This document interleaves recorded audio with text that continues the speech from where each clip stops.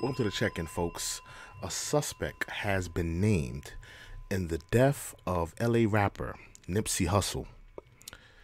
This is the governmental official that you guys were speaking of. This is the Illuminati hitman, the FBI agent that you guys were saying that was after Nipsey Hussle. And you know, everybody's innocent until proven guilty. But it's so easy to say, you know, the conspiracy, to take that angle. The FBI did it, the CIA did it, the governmental officials, the cops. But let's deal with the real issue. The black on black hate issue. The black on black crime issue. Because the narrative and the thing that's going around now, everybody's saying, is that this man knew Nipsey. This man knew Nipsey. This man was a lot of people saying that this man was a close friend at one point, but they fell out in terms of someone snitching. So this man was close to Nipsey at one point, was cool with Nipsey at one point. But now he is charged and is a suspect with the murder of Nipsey Hussle. When are we going to deal with the real issue? Not the governmental issue, not the FBI issue, but the real issue. The black on black hatred. The black on black crime. You know, it was such an easy angle to take the governmental issue. He's doing documentaries on Dr. Sube. He's bringing economic growth to his community. So that's why the government took him out. But black people have a history of taking out the charismatic, I'm trying to use the right words. Black people have a history of killing their own, their charismatic own, the ones that want to make a difference, the ones that have potential to make a difference. We've seen it before. A lot of people say it was a black man who pulled the trigger on MLK. And then you have Malcolm X being assassinated by his own, by the people he loved, the people he cared for, the people he was fighting for. And all through history, you see black men gunning down their own, gunning down men that were fighting for them. I would even put Tupac in there, and a lot of people don't like to look at Tupac as a, as an activist or as a martyr figure. But when you listen to the man's music, he had a love and a deep respect for the black man and for the black woman. So I would even put him in there. When are we going to deal with the real issue, the black on black issue, the black on black crime? Nipsey Hussle was a good brother. He was one of the few that came back to his community and was trying to make a difference. Just like I said in my previous video, a lot of black athletes, a lot of black entertainers, rappers, leave the community and never come back. How many OJs have we seen? Because a lot of people like to point out OJ and look at him as the figurehead of cooning and the figurehead of a person selling out. But we've seen many of OJs in our time. Many of people who come from the gutter and make it out and never return to bring some type of hope for the people in that community. But Nipsey Hussle was one of the few to come out of that community and bring hope to that community, to bring economic growth to that community, to bring a figure in that community that was doing something groundbreaking, doing something innovative. And that man is no longer here.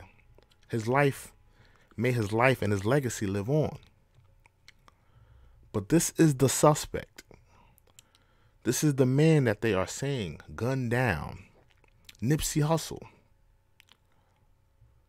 He doesn't look like a governmental official. He doesn't look like an FBI agent.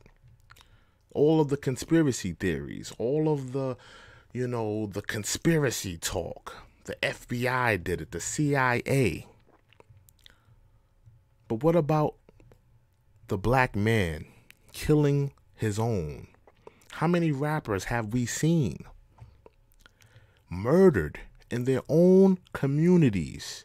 Chinks Drugs, Mac Dre, XXXTentacion. How many rappers have we seen gunned down in their own communities? The streets have no love, have no respect to person. We have to deal with the real issue, the black on black issue, the black on black crime. It's time for brothers to start loving one another. It's time for brothers to have love and compassion for one another,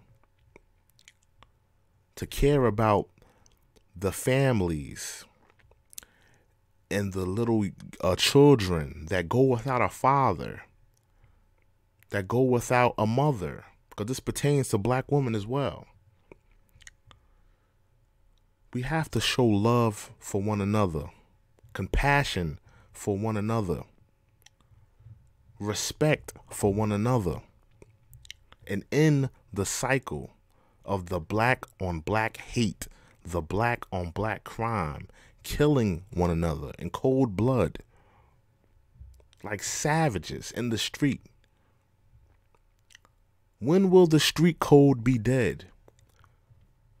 When will the blood end? When will the constant killing of one another end? We're so quick to bang on one another. We're so quick to kill one another. But when it comes to that white man, just like I said in my video before, when it comes to that white man that oppresses you, that still has you in economic slavery till this day, you're not ready to bang on him. You're not ready to throw a fist at him. You're not ready to unite and fight him. And another point I want to bring in. Where are all the street dudes? No, let me digress from that point. But we have to end the cycle. We need to start showing love and compassion for one another. We can't just let this senseless murder go by, puff a L and forget about the life and legacy of Nipsey Hussle. This needs to be a wake-up call for brothers in the street, a wake-up call for all hoods to have respect for one another. I heard a YouTuber say, I think it was Hassan Campbell, a black man should be able to go to any hood in America and be safe. Here we are, black men, and we're not safe in our own communities that we're from, let alone communities that we go to and just visit, and let alone communities like white communities where we're constantly harassed. We're not safe in our own communities. Then we go to white communities where we're harassed by the cops, harassed by dickheads like George Zimmerman. Where is the black man safe? He's not safe in his own neighborhood. He's not safe in his own community. He's not safe in his own block, his own establishment, his own business. He's not safe anywhere. Black men have to wake up. We need to stop killing each other. We need to show love and compassion for one another, respect for one another. When you see a black man in the street, you should salute him. Have respect for him. If you see two brothers getting into an argument or to a fight, especially as an elder, you should be mediating that fight. You should be mediating. We need to stop the senseless murders and killings once and for all, and show love and compassion for one another, and get back to the laws and commandments of the Most High. We're doing a disservice to ourselves with the senseless murders and killing of one another. And it's sickening to see another brother with so much potential, so much drive and ambition, that was doing so much great things for his community. Here we have people, white folks, coming into our communities, gentrifying it, kicking people out. And here you have a man, a black man, entrepreneur, creating jobs, creating black businesses, giving economic growth to a community, predominantly black. And you cut him down. Like you cut down Malcolm, like you cut down MLK, like you cut down Tupac and other great leaders that we had. It's time for brothers to wake up. It's time for us to show love, compassion, and respect for one another. I'm True and Living. Thank you for joining me. Make sure you like, comment, and subscribe. Thank you.